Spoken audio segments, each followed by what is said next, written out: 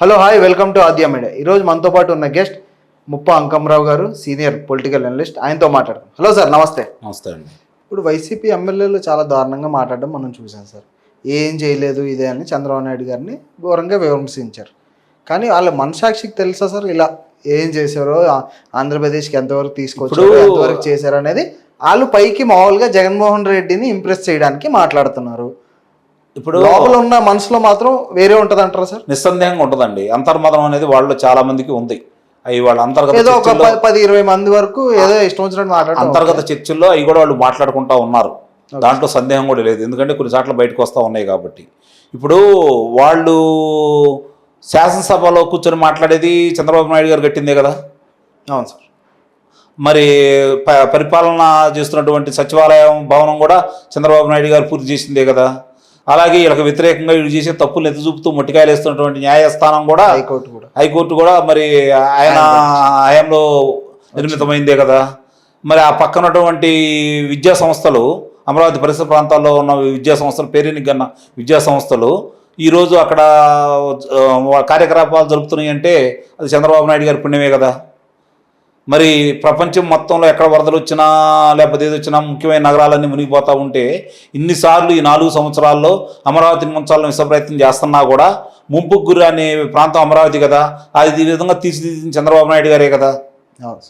ఇవన్నీ వాళ్ళకి కనపడతానే ఉన్నాయి కదా. దూర ప్రాంతాల గురించి నేను చెప్పట్లా, వాళ్ళు ఇక్కడ జరుగుతున్న దానికి. అట్లాగే వాళ్ళ నియోజకవర్గాల్లోకి వెళ్ళారనుకోండి, ఏ ఊర్లోకి వెళ్ళినా సిమెంట్ రోడ్లు, లోకేష్ బాబు గారి మంత్రివర్గం, ఆయన గ్రామీణ శాఖ మంత్రిగా ఉండి ఆయన తీసుకొచ్చిన నిధులతోటి, కేంద్ర ప్రభుత్వం సహాయ సహకారాలతోటి ఆ రోజు 25,000 కిలోమీటర్లు సిమెంట్ రోడ్లు వేసింది. మరి వాళ్ళు ఏ ఊరు వెళ్ళినా అవి కనపడతానే ఉంటాయి కదా.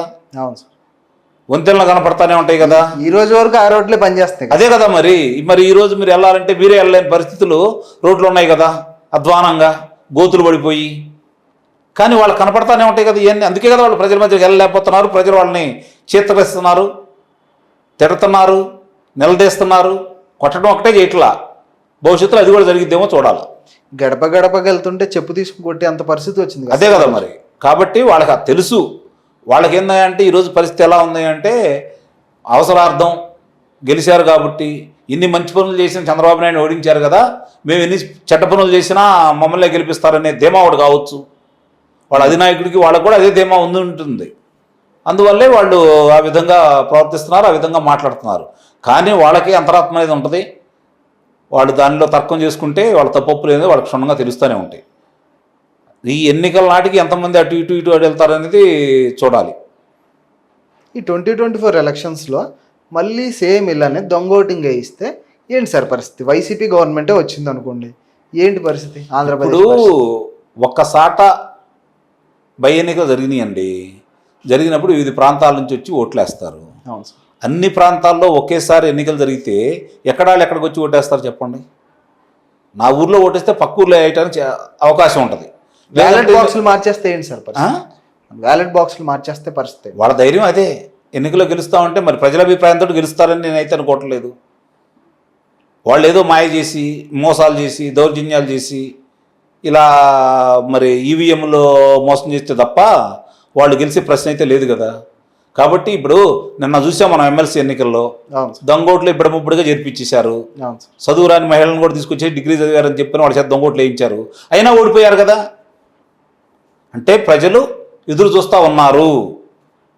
మీరు చేసే అరాచకాలు వాళ్ళందరికీ అర్థమైపోయినాయి, ఎదురు చూస్తూ ఉన్నారు అని స్పష్టంగా అర్థమైపోయింది కదా. దేని గురించి అని మరి జగన్మోహన్ రెడ్డి గారు అంత కాన్ఫిడెన్స్ ఏంటి సార్? 175 అని ఎందుకని అంత కాన్ఫిడెన్స్ లేదు? అదే రేపు పొద్దున దౌర్జన్యాలు చేసి ఓట్లు రానికుండా చేసేసి, ఇప్పుడు పంచాయతీ ఎన్నికల్లోనూ, ఎంపీటీసీ ఎన్నికల్లో, జడ్పీటీసీ ఎన్నికల్లో ఏ విధంగా అయితే దౌర్జన్యంతో మనం గెలిచామో అదే దౌర్జన్యంతో గెలవాలని అనుకుంటున్నారు. అదంటే ఇంకా 3 సంవత్సరాలు నువ్వు అధికారంలో ఉంటావు కాబట్టి కేసుల్ని ఎదుర్కొనే ధైర్యం లేక, మీరు చేసే అరాచకాలను ఎదుర్కొనే ధైర్యం లేక ప్రజలు ఆ రోజు గమ్మున ఉన్నారు. రేపు పరిస్థితి అలా కాదు కదా. నేను ఇంటికి పంపితే కదా వాళ్ళు ప్రశాంతంగా ఉండేది. వాళ్ళ పిల్లల భవిష్యత్తు గురించి ఆలోచించుకుంటే నీకు వ్యతిరేకంగా ఓటేస్తారు. వాళ్ళ గ్రామ అభివృద్ధి గురించి ఆలోచించుకుంటే నీకు వ్యతిరేకంగా ఓటేస్తారు. వాళ్ళ కుటుంబం గౌరవంగా బతకాలనుకుంటే నీకు వ్యతిరేకంగా ఓటేస్తారు. కాబట్టి ఈ 3 ఇప్పుడు వాళ్ళు ఆలోచించుకుంటున్నారు కాబట్టి వాళ్ళందరూ నీకు వ్యతిరేకంగా ఓటేయాలని నిర్ణయానికి వచ్చారు. దాన్ని నువ్వు ఎన్ని చేసినా, ఎన్ని తైలాలు ఇచ్చినా రేపు పొద్దున వాళ్ళ మనసు మారదు. ఎందుకంటే ఎన్నికల ముందు నువ్వు అట్లా నవరత్నాలు ప్రకటించేసి ప్రలోభ పెట్టి మరి ఇదే రాజధాని అట్టి పెడతానని చెప్పి పోలవరం ఆయన చేయకపోతే ఏమైంది, మన ప్రభుత్వ ధనంతో మనం పూర్తి చేయలేమా, కేంద్రం మీద ఆధారపడాలని చెప్పిన ఆ రోజు నువ్వు మాట్లాడింది. 6.5 లక్షలు ఉంది, 10 లక్షల రూపాయలు ఇస్తానన్నది, ఇవన్నీ నువ్వే కదా చెప్పింది. నీ అన్నీ వాళ్ళు చూశారు, వాళ్ళు విన్నారు, చూస్తున్నారు, దాష్టికాలు చూస్తున్నారు, హత్యలు చూస్తున్నారు, దౌర్జన్యాలు చూస్తున్నారు, మారణకాండ చూస్తున్నారు, అవమానాలు బరాయిస్తున్నారు. ఇంకెన్నాళ్ళు బరాయిస్తారు? Time వచ్చిందంటారా sir? ఇప్పుడు వచ్చేసింది. ఇంకా 9 నెలల కాల పరిమితి మాత్రమే నీకుంది. అందులో 2 నెలలు ఎన్నికలకు సంబంధించి వెళ్ళిపోతూ ఉంటుంది. అంటే నువ్వు పరిపాలన చేసి బాగా చేస్తే ఇంకొక 6 నెలలు. 5 నెలలు. మరి 6 నెలల్లో మరి నువ్వేం చేయిస్తావో, ఎన్ని మాయలు చేస్తావో చూస్తారు ప్రజలు కూడా.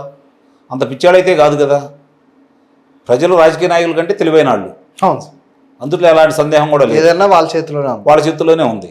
తీర్పు ఎదురు చూడాల్సిందే. అవును సార్. ఇక నువ్వు వ్యవస్థలను మేనేజ్ చేసేసి ఈ దౌర్జన్యాలు చేసేసి ఈవీఎంలు మాయ చేస్తే దానికి మరి ఏం చేయడానికి యువతరాలకి ఏం అవకాశం అయితే ఉండదు కదా.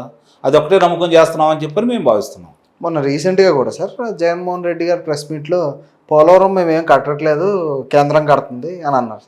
అదేనండి, ఆ రోజు ఏం చెప్పాడు, కేంద్రం నిధులు ఇకపోతే మాత్రం ఏంటి, మన ప్రభుత్వ నిధులతో మనం కట్టొచ్చు కదా అని చెప్పి మాట్లాడిన ఇదే వ్యక్తి మేము వచ్చేసరికి మరి ఇదే అసెంబ్లీలో 21వ సంవత్సరానికి 2021 పూర్తి చేస్తాం, 2022 పూర్తి చేస్తాం, 2023 పూర్తి చేస్తాం అన్న అదే పెద్ద మనిషి ఈరోజు 2025 పూర్తి చేస్తామని ఆయన చెప్పుకునే పరిస్థితికి వచ్చాడు.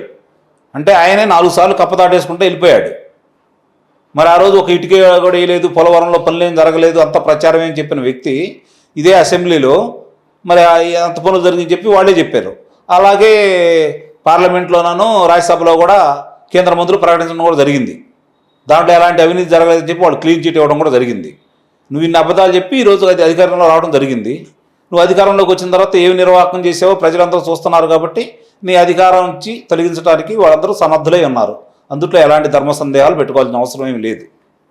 ఎన్నికల్లో చిత్తుగా వైఎస్ఆర్సీపీ కాంగ్రెస్ పార్టీని ఓడించడానికి ప్రజలందరూ సిద్ధంగా ఉన్నారు.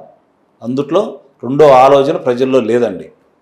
అందుకే ఈరోజు ప్రతిపక్ష అధినేత 73 సంవత్సరాల వయసులో ఉన్న వ్యక్తి ఎక్కడికి వెళ్ళినా కూడా ప్రజలందరూ అఖండ స్వాగతం పలుకుతూ నీకు వ్యతిరేకంగా ఆయనకు అనుకూలంగా మద్దతు తెలుపుతూ ఆ యాత్రల్లోనూ ఆ సభల్లోనూ పాల్గొని విజయవంతం చేస్తున్నారు అంటే అర్థం చేసుకోవాలి ఎవరైనా సరే. ఇప్పుడు మామూలుగా ఇప్పుడు మన టీడీపీ తెలుగుదేశం పార్టీ ఇవి చేసాయని చెప్పుకోవడానికి 4 ఉన్నాయి సార్. ఒక కియా కానీ ఏదన్నా ఎక్సెట్రా.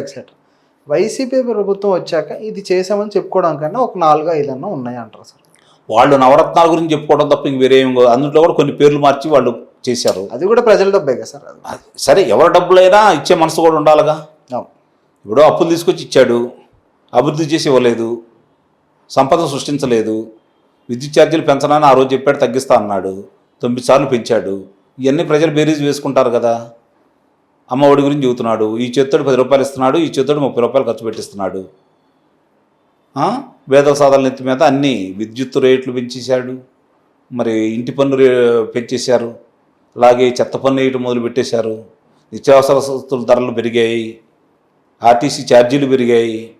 ఇవన్నీ ప్రజల దృష్టిలోకి రాదండి. ఇప్పుడు నిత్యావసర వస్తువులు గ్యాస్ బండ ఎంత పెరిగింది, మరి ఇవన్నీ ప్రజల మీద భారమే కదా. వాళ్ళు ఆలోచించుకోరా? ఎందుకంటే గృహాన్ని నడిపేది గృహిణి. ఆ గృహిణికి ఇవన్నీ తెలుసు కదా, ఆ బాధ కాదు ఈరోజు బయటకు వచ్చి వ్యక్తం చేయలేకపోవచ్చు. రేపు వాళ్ళు ఓట్లు వేసే సమయానికి వాళ్ళు పడే బాధలు దృష్టిలో వచ్చిన తర్వాత మళ్ళీ ఆ బాధలు కోరుకొని అయితే వాళ్ళు ఓట్లు వేయరు కదా.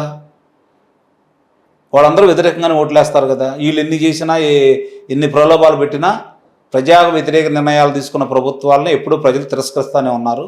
రేపు కూడా జరిగే పరిణామం కూడా అదే. Okay sir, thank you.